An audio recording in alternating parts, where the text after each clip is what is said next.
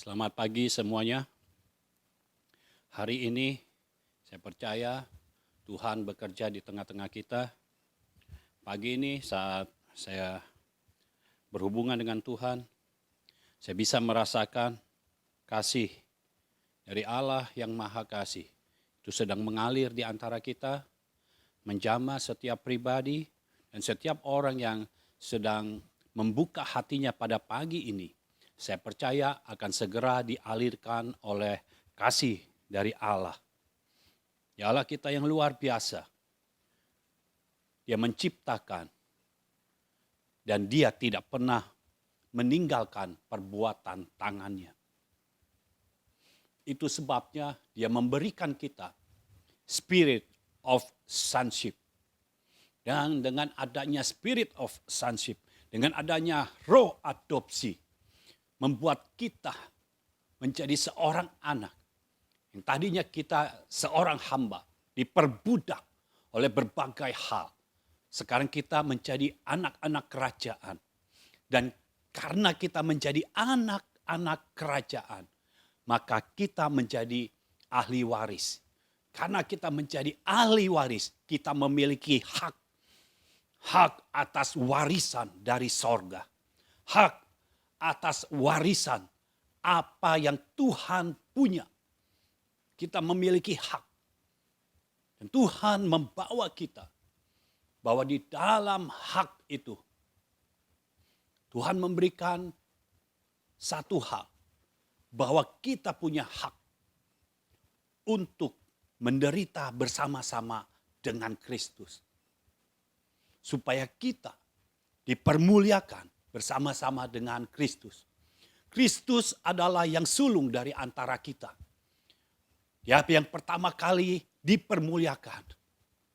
Dan ketika Kristus sudah dipermuliakan, firman Tuhan berkata, kalau kita menderita bersama-sama dengan Kristus, maka kita juga dipermuliakan bersama-sama dengan Kristus. Itu sebabnya saat ini saya percaya Tuhan bekerja di tengah-tengah kita. Karena kuasanya tanpa batas.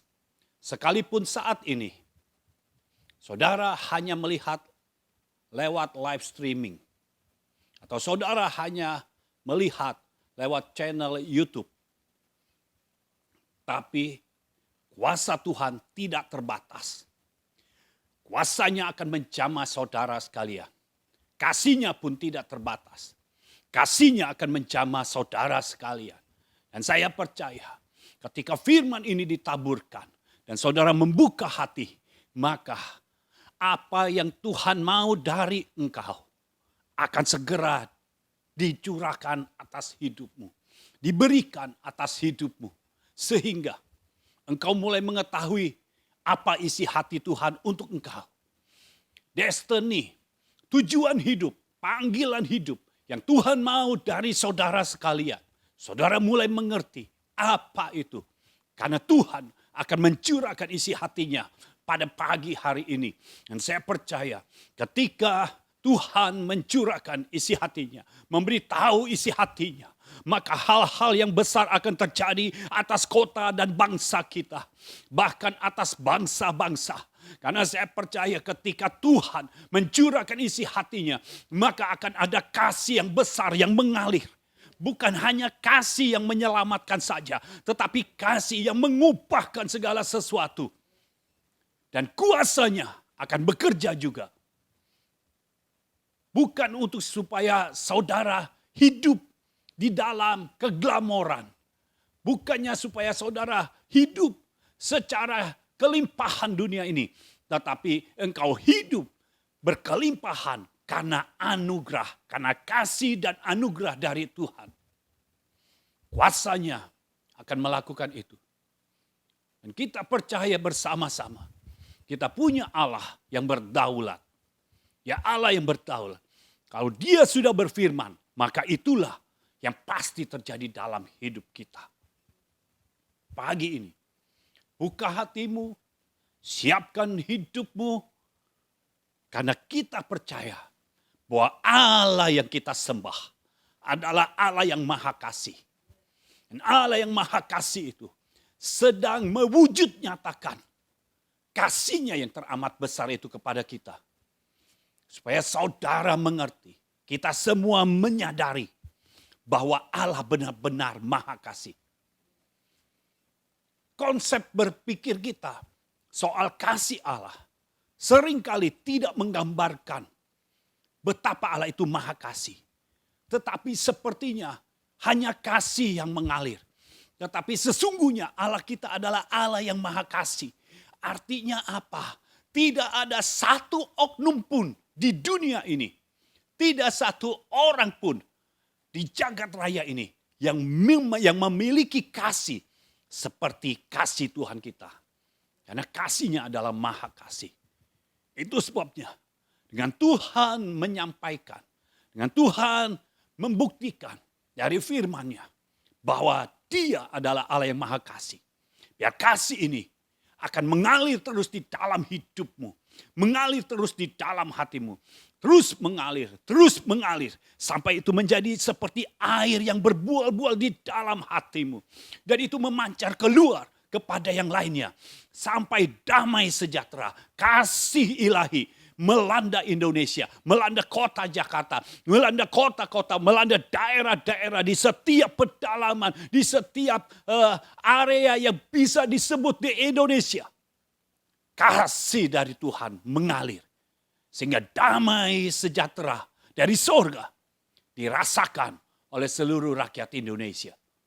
Dan saya juga berdoa biar kasih ini terus melanda bangsa-bangsa.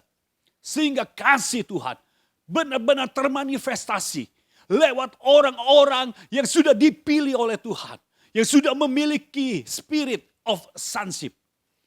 Tuhan sendiri yang bekerja di dalam kehidupan kita sekalian. Saya percaya inilah waktunya kita mengenal Tuhan dengan lebih lagi. Mengenal Tuhan sebagaimana Tuhan berada. Bukan dari sudut pandang kita, tapi dari sudut pandang Tuhan. Haleluya. Mari buka bersama dengan saya Roma 8 ayat 17 dan ayat 18. Ini sebagai dasar dari pemberitaan firman pada hari ini. Roma 8 ayat 17 dan 18. Dan jika kita adalah anak, maka kita juga adalah ahli waris. Maksudnya orang-orang yang berhak menerima janji-janji Allah yang akan menerimanya bersama-sama dengan Kristus. Yaitu jika kita menderita bersama-sama dengan Dia. Supaya kita juga dipermuliakan bersama-sama dengan Dia. Sebab aku yakin bahwa penderitaan zaman sekarang ini tidak dapat dibandingkan dengan kemuliaan yang akan dinyatakan kepada kita. Jadi kita punya hak sebagai ahli waris, kita punya hak untuk menerima janji-janji Allah. Bukan hanya satu janji, tetapi semua janji Allah kita berhak menerimanya. Jaminannya apa? Yaitu jika kita menderita bersama-sama dengan Dia, dengan Kristus. Supaya kita dipermuliakan bersama-sama dengan Kristus juga. Lalu, Paulus berkata, sebab aku yakin bahwa penderitaan zaman sekarang ini tidak dapat dibandingkan dengan kemuliaan yang akan dinyatakan kepada kita. Artinya penderitaan yang bersama-sama dengan Kristus itu tidak bisa dibandingkan dengan kemuliaan yang nanti akan dinyatakannya kepada kita. Artinya kemuliaan itu sudah disediakan. Tinggal dinyatakan saja kepada kita. Nah, bagaimana caranya menderita bersama-sama dengan Kristus? Menderita bersama-sama dengan Kristus itu adalah hak kita. Jadi kalau ada penderitaan lain di luar penderitaan yang bersama-sama dengan Kristus, kita bisa menolaknya. Penderitaan selain itu bukan berasal dari Tuhan, artinya itu bukan milik kita. Karena kita sudah diadopsi menjadi anak-anak kerajaan. Sudah diadopsi menjadi anak-anak Allah. Itu sebabnya penderitaan di luar apa yang disebutkan artinya bukan milik kita. Dan kita bisa menolaknya. Sama seperti Kalau saudara menerima paket, kalau ada atas nama saudara, saudara berhak menerima. Tetapi kalau paket itu bukan atas nama saudara, bukan atas nama orang yang ada di dalam rumah, saudara berhak menolak. Itu sebabnya penderitaan yang bukan ada dalam daftar, penderitaan yang bukan bersama-sama dengan Kristus, itu bukan milik kita. Kita bisa menolaknya. Kita bisa tidak menerimanya.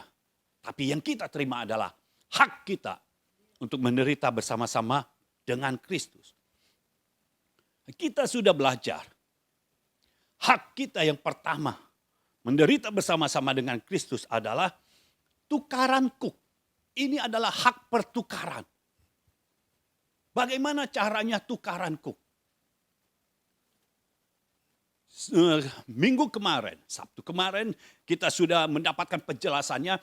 Kuk kita, salib kita yang berat itu diambil alih oleh Tuhan. Diambil alih oleh Tuhan Yesus. Karena diambil alih, salib kita sudah tidak ada lagi. Tetapi salib yang harusnya kita tanggung itu bukan dibuang oleh Tuhan, tapi dipikul oleh Tuhan. Itu sebabnya Yesus turun ke dunia ini memikul salib sampai ke Bukit Golgota. Satu harapan Tuhan, supaya kita memiliki pikiran dan perasaan yang sama seperti Yesus Kristus. Yaitu mengosongkan dirinya. Tidak menganggap semua yang menjadi miliknya itu harus dipertahankan. Padahal Yesus setara dengan Allah. Tetapi dia tidak menganggap itu sebagai haknya untuk dipertahankan. Itu sebabnya saya percaya kalau saudara juga bisa mengosongkan diri. Saudara memiliki pikiran dan perasaan yang sama seperti Kristus. Maka saudara tidak akan mempertahankan apapun yang ada di dalam hidupmu. Dan karena engkau tidak mempertahankan apapun yang ada di dalam hidupmu, maka seluruh isi sorga ketika dicurahkan, engkau ada di dalamnya. Seluruh isi sorga ketika dicurahkan ke dunia ini kepada orang-orang benar, engkau adalah salah satu orang yang menerima bagian ini.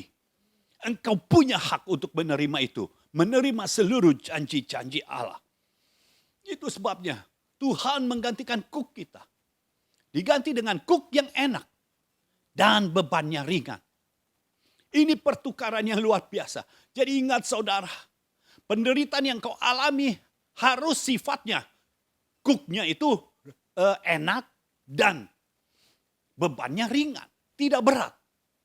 Kalau saudara merasa berat, artinya itu bukan dari Tuhan. Tolak itu. Tolak. Kita mau menderita bersama-sama dengan Kristus. Menderita bersama-sama dengan Kristus artinya Kristus mengambil alih penderitaan kita. Sekarang kita memikul kuk yang enak. Dan kalau saudara tahu ini berasal dari Tuhan. Artinya pikiran saudara harus disetting sedemikian rupa. Perasaan saudara harus disetting sedemikian rupa. Bahwa saudara harus tahu bahwa penderitaan yang saudara jalani itu enak dan bebannya ringan. Karena itu sifatnya. Dan firman Tuhan bersifat mutlak, absolut. Kalau firman berkata, kuk yang ditaruh oleh Tuhan enak dan bebannya ringan. Artinya itulah yang kita pikul. Karena salib kita yang berat sudah dipikul oleh Yesus. Kita jangan pikul lagi. Itu pengorbanan Tuhan untuk kita. Itu pengorbanan Yesus untuk kita. Salib yang berat itu. Ketika Tuhan memikulnya. Sampai dia tidak memiliki kekuatan secara manusia. Para prajurit harus menahan seorang Simon dari Kirene. Untuk ikut membantu memikul salib itu. Menuju Golgota. Dan ini yang saudara perlu ketahui. Ketika terjadi pertukaran. Yesus mengambil alih salib kita. Yesus mengambil alih penderitaan yang seharusnya kita terima. Tetapi jadi dia yang terima. Ini yang dilakukan oleh Yesus. Dia tidak melarikan diri. Itu sebabnya saat ini, di dalam kasih Tuhan, saudara jangan melarikan diri dari kasih-Nya. Izinkan kasih-Nya memenuhi hidupmu. Izinkan kasih-Nya terus ada di dalam hatimu. Izinkan kasih-Nya terus mengalir lewat engkau. Mengalir di dalam engkau dan lewat engkau. Biar kasih-Nya benar-benar termanifestasi dalam hidupmu. Haleluya. Yang kedua, penyangkalan. Kita tahu Petrus yang berkata, sekalipun orang-orang lain meninggalkan engkau Tuhan Yesus, tapi aku tidak akan meninggalkan engkau. Petrus yang tadinya berkata seperti itu, tetapi ketika Yesus ditangkap, Petrus menyangkal. Nah, penyangkalan yang seperti ini seringkali terjadi juga dalam hidup kita. Ketika kita menjalani kehidupan ini, kita tidak melibatkan kuasa Tuhan. Kita merasa mampu dengan kekuatan diri sendiri. Artinya kita sedang menyangkal Yesus. Kita sedang menyangkal Tuhan yang ada di dalam kita. Kita merasa kita pintar. Kita merasa kita cerdas. Artinya engkau sedang memakai kekuatan sendiri. Pada saat engkau memakai kekuatan sendiri, engkau sedang menyangkal kuasa yang ada di dalammu. Kuasa Tuhan yang berasal dari sorga, yang diberikan kepadamu. Itu sebabnya, sejak saat ini mari kita kembali. Jangan sangkal kuasa Tuhan. Seharusnya, saya mau kita baca di Matius 10 ayat yang ke-33.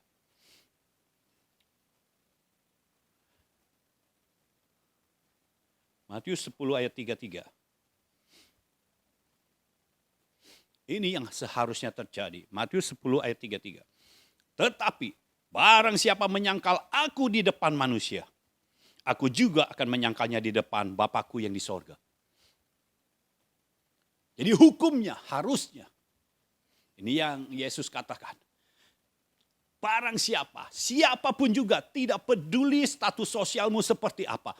Tidak peduli apapun warna kulitmu, apapun kepercayaanmu, ya, apa yang engkau punya, atau apa yang engkau tidak punya, semua sama, siapapun. Barang siapa menyangkal aku di depan manusia. Barang siapa, siapapun yang menyangkal Yesus di depan manusia, aku juga akan menyangkalnya di depan Bapakku yang di sorga. Jadi seharusnya ketika kita melakukan penyangkalan, maka Tuhan Yesus membuat penyangkalan juga. Menyangkal kita di depan Bapa. Artinya kita tidak dikenal oleh Bapa. Tetapi saudara tahu, dalam Matius 11 ayat 27. Ya, dalam Matius 11 ayat yang ke-27 dikatakan, semua telah diserahkan kepadaku oleh Bapakku. Ini ya, Yesus yang katakan. Dan tidak seorang pun mengenal anak selain Bapa. Dan tidak seorang pun mengenal Bapa selain anak. Dan orang yang kepadanya anak itu berkenan menyatakannya. Jadi ada 3 yang mengenal Bapa dan anak. Yang pertama, Bapa mengenal anak, anak mengenal Bapa. Tetapi ada pihak ketiga yang mengenal Bapa dan anak. Yaitu orang yang Yesus berkenan untuk menyatakannya kepada Bapa di sorga. Puji Tuhan. Penyangkalan kita yang seharusnya kita disangkal juga oleh Yesus di depan Bapa di sorga. Artinya engkau tidak dianggap anak. Engkau tidak bisa memanggil Allah Bapa di sorga dengan sebutan ya Aba, ya Bapa. Tapi Tuhan Yesus mengatakan kepada orang itu, Yesus berkenan menyatakannya. Orang yang mana? Orang yang sudah menerima spirit of sonship. Galatia 4 ayat yang ke-6, coba kita baca Galatia 4.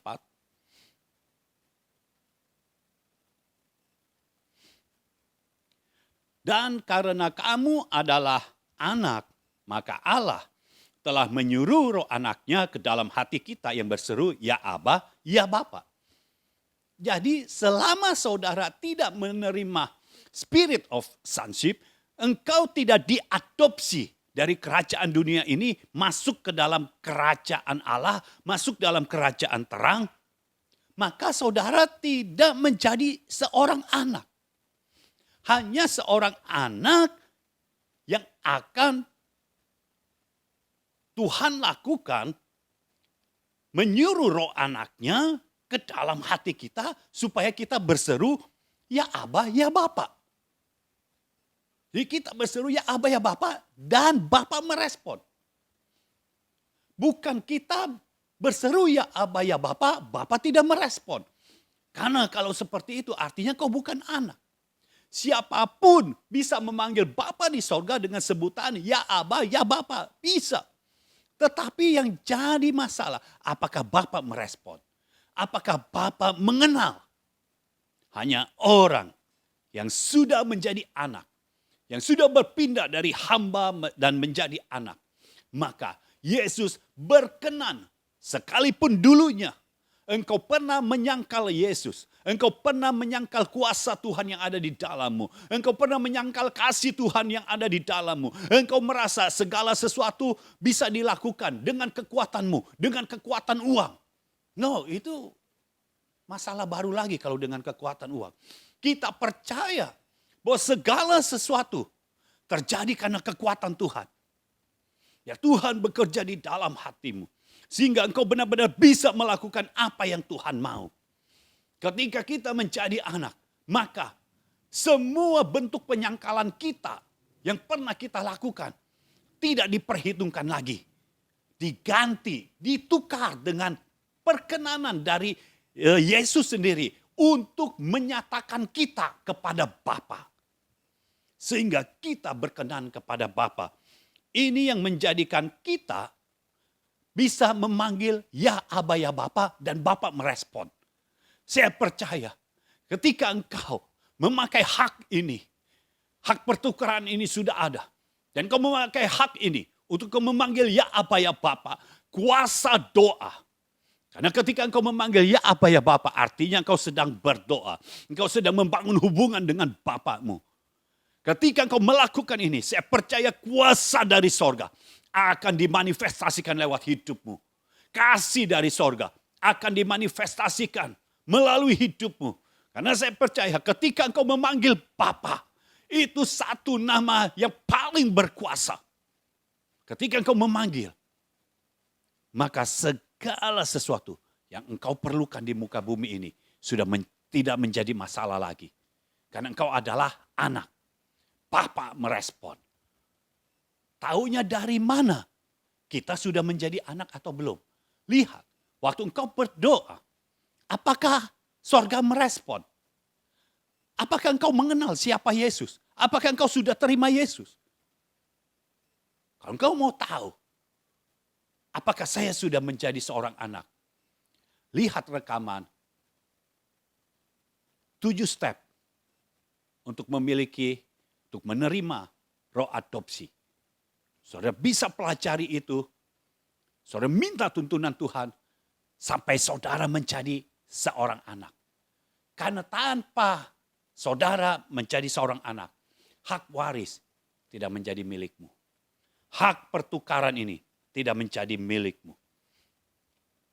Selanjutnya, poin yang ketiga sekarang.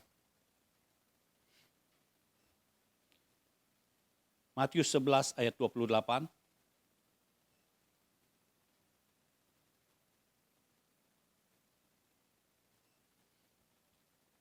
Matius 11 ayat 28. Marilah kepadaku, semua yang letih lesu dan berbeban berat. Aku akan memberi kelegaan kepadamu. Yang ketiga, ketika kita menjadi seorang anak, maka kita memiliki hak waris.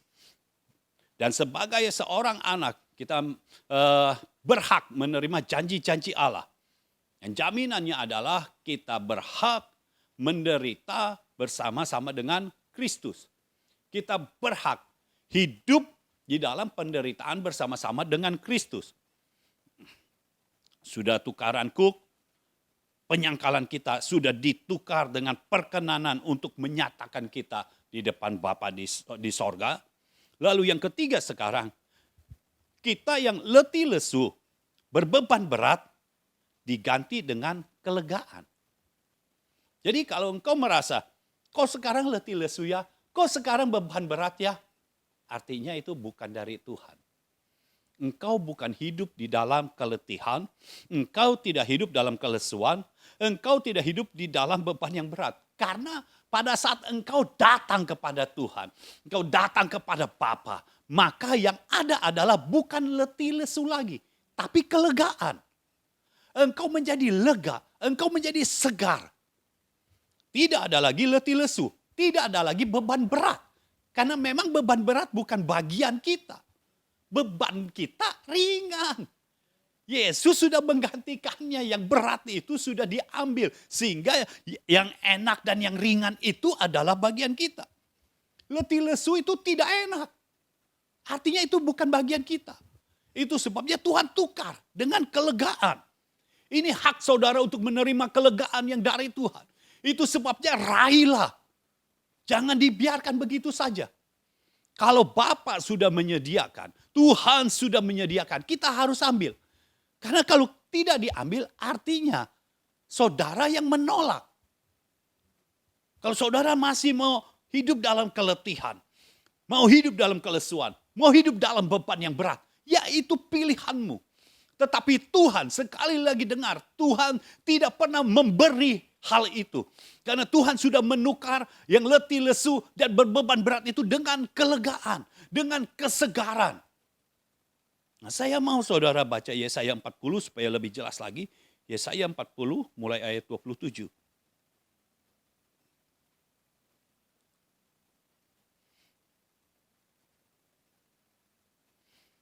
Yesaya 40 mulai ayat 27. Mengapakah engkau berkata demikian, hai Yakub, dan berkata begini, hai Israel. Hidupku tersembunyi dari Tuhan, dan hakku tidak diperhatikan Allahku. Tidakkah kau tahu, dan tidakkah kau dengar, Tuhan ialah Allah kekal, yang menciptakan bumi dari ujung ke ujung.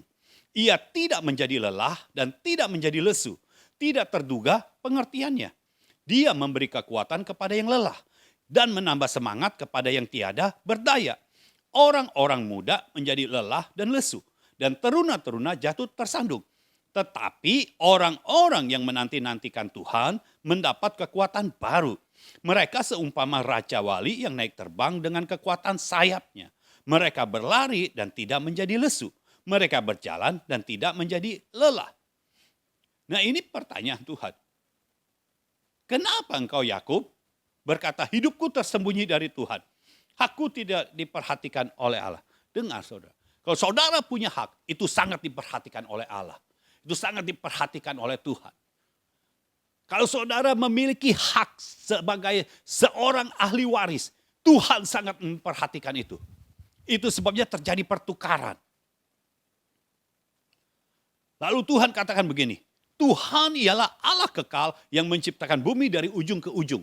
Artinya seluruh dunia ini diciptakan oleh Tuhan. Tidak ada yang tidak diciptakan oleh Tuhan. Ya, dari ujung ke ujung itu diciptakan oleh Tuhan. Jadi karena Tuhan yang menciptakan artinya pemiliknya adalah Tuhan. Jadi jangan mau dibohongin bahwa pemilik alam semesta ini adalah iblis. Karena iblis pernah membohongi Tuhan. Ya, semua isi dunia mau diberikan kepada Yesus. Padahal pemiliknya adalah Yesus. Bagaimana mungkin yang bukan pemilik mau memberikan kepada pemilik? Itu sebabnya Yesus bisa mengusir iblis. Enyahlah engkau iblis. Dan iblis harus pergi karena dia bukan pemiliknya. Saudara harus tahu pemilik segala sesuatu adalah Tuhan. Dia yang menciptakan bumi dari ujung ke ujung. Lalu lihat ini Allah kita. Ia tidak menjadi lelah dan tidak menjadi lesu. Padahal menciptakan buminya dari ujung ke ujung. Seluruh dunia dari ujung ke ujung diciptakan oleh Allah kita, tetapi ia tidak menjadi lelah dan tidak menjadi lesu. Tidak terduga pengertiannya. Nah, karena Tuhan memiliki kekuatan yang luar biasa, keperkasaan yang luar biasa. Itu sebabnya ayat 29 berkata, Dia memberi kekuatan kepada yang lelah dan menambah semangat kepada yang tiada berdaya. Artinya ketika saudara merasa lelah, merasa lesu, merasa letih, berbeban berat, Tuhan memberikan kekuatannya. Bukan kekuatanmu lagi, bukan kekuatan manusia lagi, tetapi kekuatan dari Tuhan diberikan kepadamu. Itu sebabnya ketika engkau letih, lesu, dan berbeban berat, Tuhan berikan kekuatan. Tiba-tiba saja ada kekuatan baru yang menopang engkau. Ada satu kekuatan yang berasal dari sorga. Turun, datang di dalam hidupmu. Dan tiba-tiba saja engkau tidak menjadi letih lagi. Engkau tidak menjadi lesu lagi. Dan engkau tidak berbeban berat. Karena kekuatan dari Tuhan diberikan kepada kita. Lalu menambah semangat kepada yang tiada berdaya. Kita sudah lesu, tidak ada semangat. Tetapi Tuhan memberikan kekuatan. Tuhan memberikan semangat. Sehingga kita hidup tidak lesu, tidak letih. Tapi Tuhan memberikan kekuatan. Oh, kalau kekuatan dari sorga turun atas kita, maka kekuatan itu sanggup mengalahkan segala bentuk kelemahan, segala bentuk keletihan, segala bentuk kelesuan, segala bentuk beban berat. Tuhan yang akan memberikan kekuatan kepada kita sehingga terjadi pertukaran. Tidak ada lagi letih lesu, tidak ada lagi berbeban berat, tidak ada lagi kelemahan. Karena Tuhan memberikan kekuatan kepadamu. Tuhan yang ada di sorga memberikan kekuatan kepadamu. Bukan dengan kekuatan manusia, tetapi dengan kekuatan ilahi. Kekuatan yang berasal dari sorga. Sehingga tidak perlu waktu lama. Dalam waktu singkat ketika engkau letih lesu, engkau datang kepada Tuhan. Tiba-tiba saja engkau menjadi kuat. Engkau menjadi semangat lagi. Tidak ada yang bisa menindih engkau. Tekanan, peristiwa, semua tidak bisa menindih engkau. Tetapi Tuhan yang memiliki kekuatan. Itu yang memberikan engkau kekuatan. Memberikan engkau semangat. Engkau bangkit dari tempat dudukmu, engkau bangkit untuk kembali engkau bisa melayani Tuhan, untuk kembali engkau menunaikan tugas yang berasal dari Tuhan. Karena Tuhan sudah mencurahkan kekuatannya. Saya percaya saat ini kekuatan dari sorga dicurahkan atas hidupmu. Orang-orang benarnya dicurahkan atas hidupmu. Sehingga engkau tidak lagi merasa letih, lesu, dan berbeban berat. Sekalipun ada kelemahan di dalam tubuhmu, saat ini aku katakan, aku nyatakan di dalam nama Yesus, aku cabut segala kelemahan itu. Di dalam nama Yesus sekarang kekuatan dari Tuhan ada di dalam hidupmu. Hadir di dalam hidupmu. Mengubah semua bentuk kelemahan. Semua bentuk kelesuan. Semua bentuk keletihan. Semua bentuk beban berat. Diubahkan dengan kekuatan yang berasal dari Tuhan. Di dalam nama Yesus terimalah. Oh haleluya.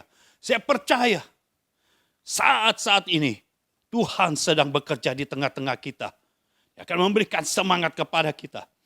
Orang-orang muda, ini yang di luar kita, boleh menjadi lelah dan lesu. Teruna-teruna jatuh tersandung.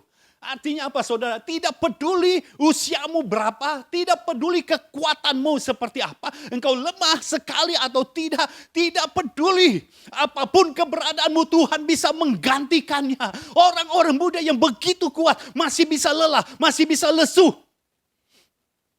Dan teruna-teruna yang masih muda-muda bisa jatuh tersandung. Tetapi kita orang yang menantikan Tuhan. Haleluya. Kita anak-anak Tuhan. Kita tidak pernah tersandung. Kita tidak pernah menjadi lelah dan lesu. Segala bentuk kelelahan, segala bentuk kelesuan, keletihan, kelemahan. Sudah tidak ada lagi dalam hidup kita. Di dalam tubuh kita mengalir suatu kuasa yang baru. Sehingga itu mengubahkan segala bentuk, segala apa yang ada di dalam tubuh kita, segala hal yang ada di dalam tubuh kita yang tidak betul dibetulkan. Sekarang tinggal ada segala sesuatu yang berasal dari sorga ada di dalam tubuh kita. Saya percaya segala bentuk kelemahan, segala bentuk kelesuan, segala bentuk keletihan sudah dihancurkan di dalam nama Yesus. Karena Tuhan sudah menggantikannya. Sekarang yang ada pada kita bukan keletihan lagi, bukan kelesuan lagi. Jadi kita tidak pernah lemas-lemas lagi. Kita bersemangat di dalam Tuhan. Karena Tuhan yang memberikan kita semangat. Tuhan yang memberikan kita kekuatan. Kekuatan yang berasal dari Tuhan. Itu mampu membuat Elia berjalan 40 hari 40 malam. Oh haleluya. Kekuatan dia berasal dari Tuhan.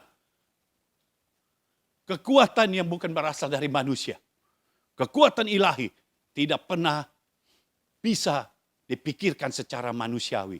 Kekuatan ilahi akan ada di dalam hidup kita. Saya percaya kita akan mendapatkan kekuatan yang baru. Dan diumpamakan seperti Raja Wali yang naik terbang dengan kekuatan sayapnya. Kalau Raja Wali sudah mengepakkan sayapnya, angin kencang, sekencang-kencangnya tidak akan membuat Raja Wali jatuh. Justru angin kencang membawa dia makin naik, makin naik. Dan saya percaya kalau saudara hidup menantikan Tuhan sebagai anak yang benar. Anak yang tahu isi hati Tuhan. Karena engkau anak yang menanti-nantikan Tuhan. Maka engkau seperti burung Raja Wali. Ketika angin cobaan datang. Ketika angin kelemahan, angin krisis datang. Itu tidak membuat engkau turun. Tetapi justru membuat engkau naik. Makin naik dan makin naik. Setiap ada hembusan angin. Semakin kencang anginnya semakin naik engkau. Semakin kencang anginnya semakin tinggi engkau terbang. Itulah sifat dari Raja Wali. Dan saya percaya sifat itu sudah diturunkan ke dalam hidupmu. Sehingga ketika ada sesuatu yang datang dalam hidupmu. Sesuatu yang tidak baik datang dalam hidupmu. Engkau tidak menerimanya karena engkau naik di atasnya. Engkau bukan ada di dalam masalah, engkau mengatasi masalah. Engkau tidak ada di dalam kesulitan, engkau mengatasi kesulitan. Apapun yang terjadi di dunia ini, mau terjadi krisis sebesar apapun juga, kalau engkau anak-anak Tuhan, maka saya deklarasikan kebebasan di dalam hidupmu, kemakmuran di dalam hidupmu. Saya deklarasikan ada kekuatan yang berasal dari Tuhan yang membuat engkau naik mengatasi semua masalah, naik mengatasi semua krisis di dalam nama Yesus. Orang-orang benarnya Tuhan, bangkitlah di dalam kekuatan Tuhan, bangkitlah di dalam semangatnya Tuhan, di dalam rohnya Tuhan. Saya percaya kalau engkau bangkit, maka tidak ada yang bisa menekan hidupmu lagi. Dunia tidak bisa menekan engkau, tapi Tuhan yang akan membawa engkau terus naik dan naik lebih tinggi lagi. Di dalam nama Yesus, terimalah dan terjadilah di dalam hidupmu. Haleluya. Haleluya. Poin yang keempat. Kita baru sampai poin yang keempat, saudara. Yesaya 53. Yesaya 53 ayat yang kedua. Sebagai taruk, ia tumbuh di hadapan Tuhan. Dan sebagai tunas dari tanah kering. Ia tidak tampan dan semaraknya pun tidak ada. Sehingga kita memandang dia. Dan rupa pun tidak sehingga kita menginginkannya. Poin yang keempat sekarang. Keburukan kita digantikan dengan semarak.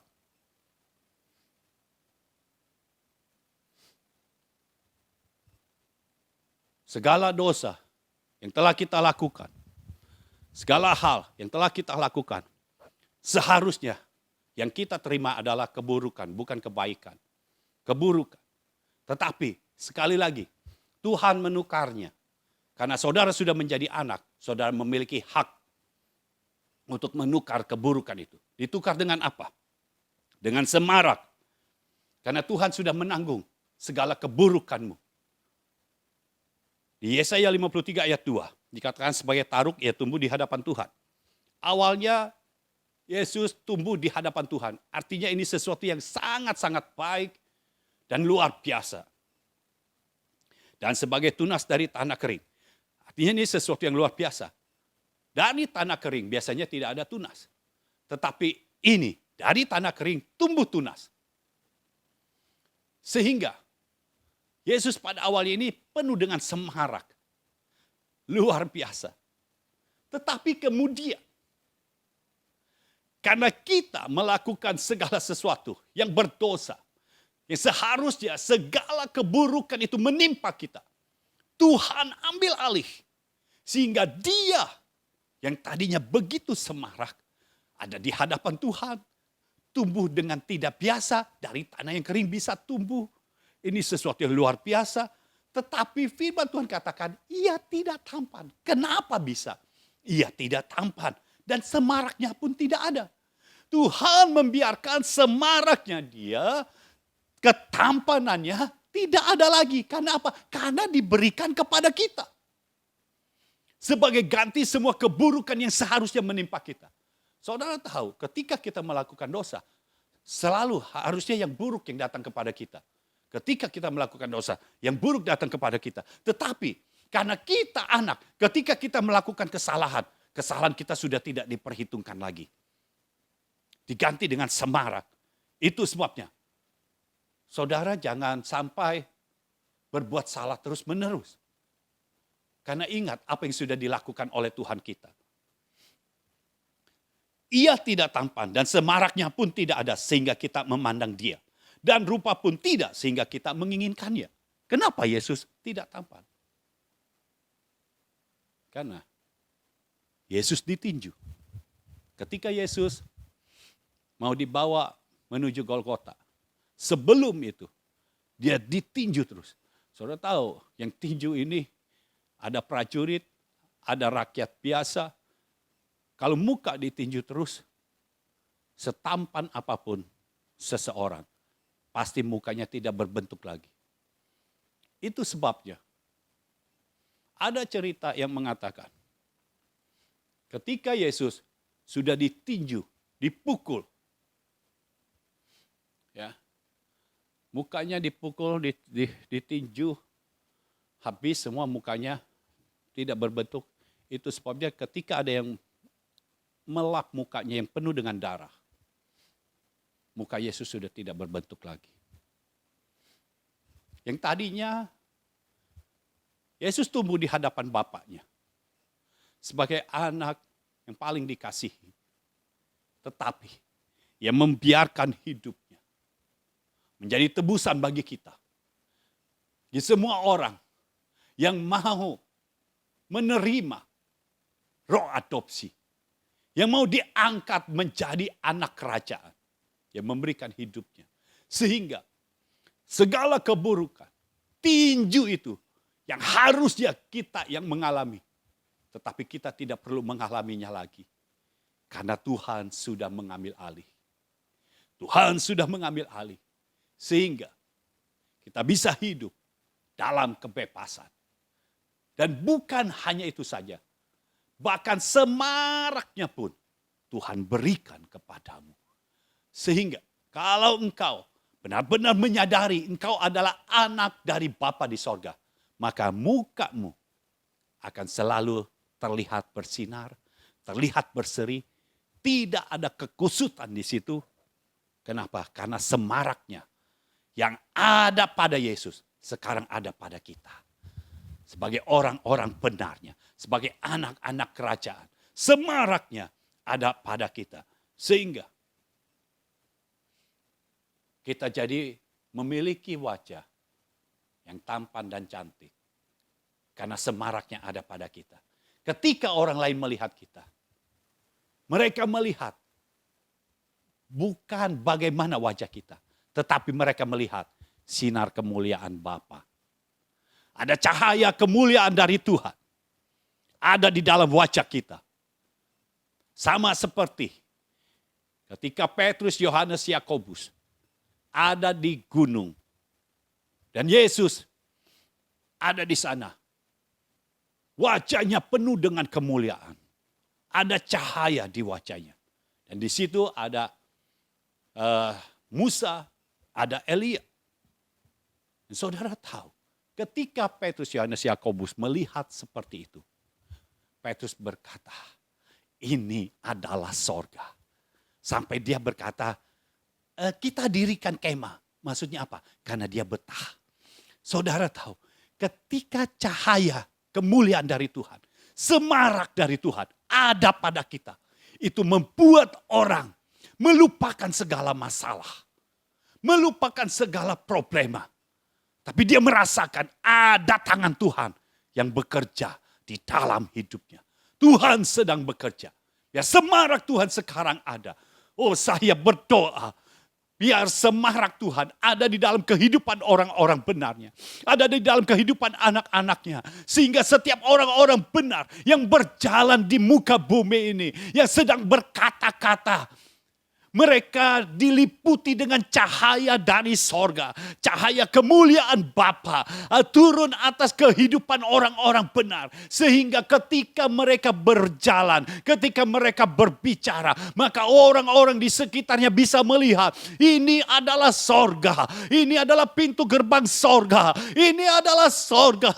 Aku mau ada di sini. Aku mau ada di sini. Karena ini adalah sorga. Oh, saya berharap kita semua sebagai orang benarnya menjadi pintu gerbang sorga yang membawa orang-orang lain melihat sorga yang sesungguhnya. Kita adalah pintu gerbang sorga. Cahaya kemuliaan Tuhan akan dicurahkan atas hidup kita, diturunkan atas hidup kita. Ini karena Allah kita yang maha kasih. Seharusnya segala keburukan yang kita terima, tetapi Tuhan membuat, menggantinya, menukarnya dengan semarak yang berasal dari sorga.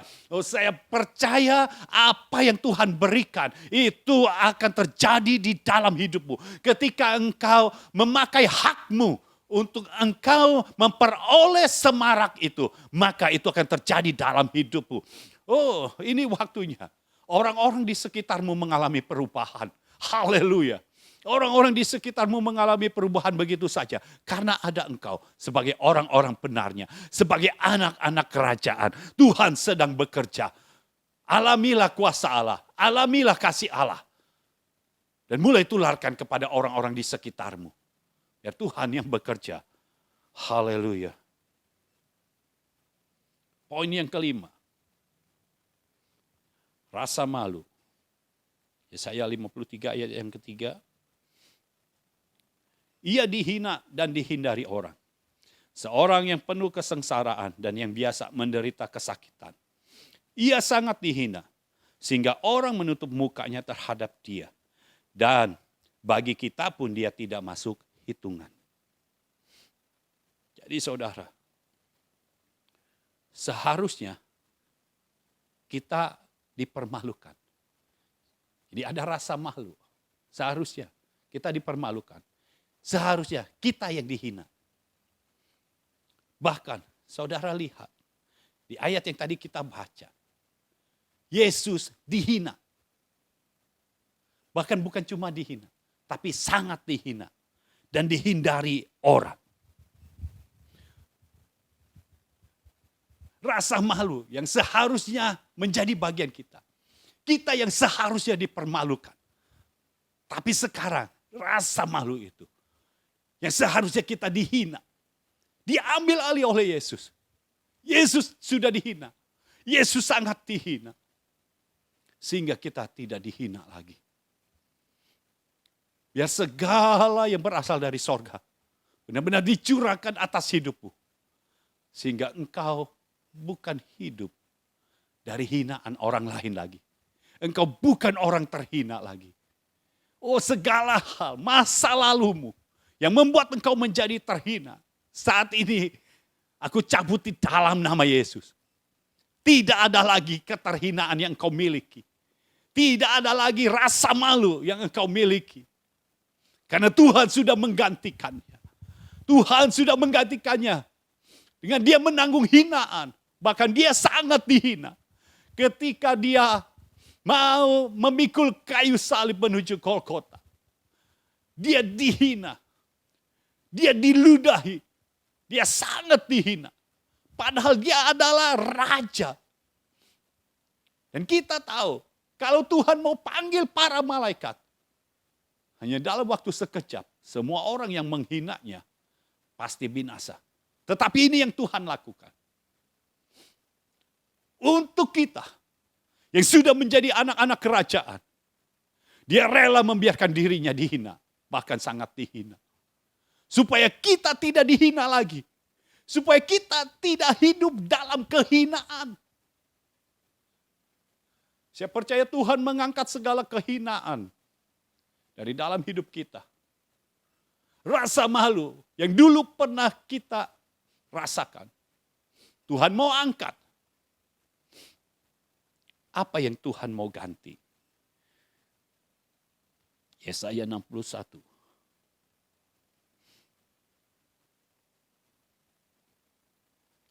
Yesaya 61 ayat yang ke-7.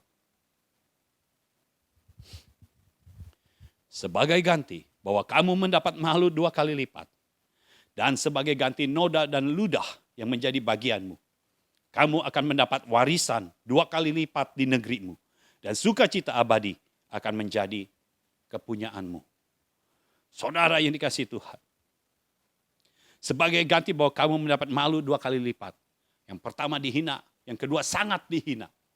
Seharusnya ini milik kita. Tetapi Tuhan mengambilnya. Tuhan mengambil alih. Sehingga dia dihina dan sangat dihina. Dan Tuhan menggantinya. Menggantinya dengan apa? Dengan warisan 2 kali lipat di negerimu. Dimanapun engkau berada. Tuhan memberikan warisan 2 kali lipat. Ini adalah warisan untuk anak sulung. Dan sebagai ganti noda dan ludah yang menjadi bagianmu. Tuhan sudah mengambil alih juga. Harusnya kita yang hidup dalam noda. Kita yang diludahi. Nodanya noda darah. Tapi semua ditanggung oleh Yesus. Diambil alih oleh Yesus. Sehingga sekarang yang ada pada kita bukan kehinaan, bukan rasa malu, bukan noda darah, bukan ludah juga. Tetapi kita mendapat warisan 2 kali lipat. Oh, saudara dipermuliakan. Warisannya 2 kali lipat. Dan sukacita abadi akan menjadi kepunyaanmu. Artinya segala warisan yang kita terima tidak akan membuat kita susah. Tetapi akan membuat kita bersukacita. Dan sukacita yang ada adalah sukacita yang abadi. Artinya permanen. Sukacitanya permanen dan tidak bisa diambil oleh siapapun juga. Tidak ada satupun di dunia ini yang bisa mengambil sukacita yang Tuhan berikan dalam hidup kita. Sehingga kita setiap hari kita penuh dengan sukacita. Oh haleluya. Kita bisa memuji-muji nama Tuhan. Kita tidak hina lagi. Kita memuji-muji Tuhan karena Tuhan memberikan warisan 2 kali lipat. Kita memiliki warisan sebagai anak sulung. Kita memiliki warisan yang 2 kali lipat. Haleluya. Puji Tuhan. Ini waktunya Tuhan bekerja. Dan saat ini, sebagai penutup dari firman Tuhan saat ini, saya percaya Tuhan sedang bekerja di tengah-tengah kita. Sebagai ganti rasa malu yang seharusnya engkau terima. Tuhan ambil alih. Rasa malunya Tuhan yang tanggung. Sehingga sekarang saudara tidak bisa dipermalukan lagi. Yang kedua, seharusnya engkau mendapatkan penghinaan. Tetapi Tuhan Yesus ambil alih. Dia sudah dihina dan sangat dihina. Dia diludahi. Mukanya penuh dengan noda darah. Dia ambil alih. Dan sekarang yang ada padamu bukan kehinaan lagi. Tetapi warisan dari sorga. 2 kali lipat. Warisan 2 kali lipat adalah warisan untuk anak sulung. Saya percaya saudara bisa menerima ini. Dan dengan warisan ini, engkau bersukacita. Dan sukacitanya abadi, permanen. Tidak ada yang bisa mengambil sukacita itu dari hidupmu. Terimalah itu di dalam nama Yesus. Saya percaya segala bentuk kehinaan sudah tidak ada lagi. Tidak ada lagi di dalam hidupmu. Tetapi warisan dari sorga, warisan dari Bapa di surga akan dicurahkan dalam hidupmu.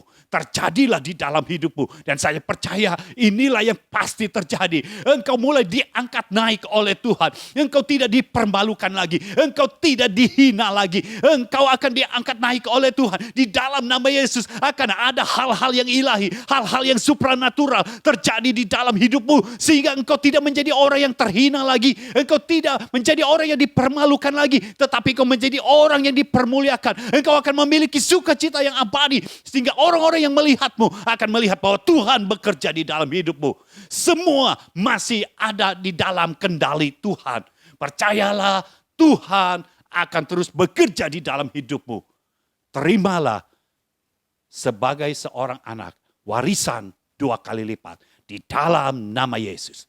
Kita berdoa, Bapa, kami mengucap syukur untuk firman-Mu pada hari ini. Biar Engkau terus bekerja Tuhan, untuk orang-orang benar-Mu. Biar terjadi hal-hal sesuai dengan apa yang Engkau lepaskan pada hari ini Tuhan. Terjadi pertukaran Tuhan. Biar kami benar-benar menjadi representasi Engkau di muka bumi ini. Menyatakan kuasa-Mu, menyatakan kasih-Mu. Biar nama Engkau dipermuliakan. Terima kasih Bapa. Kami mengucap syukur kepadamu di dalam nama Yesus. Amin. Amin. Saya mau berikan pengumuman.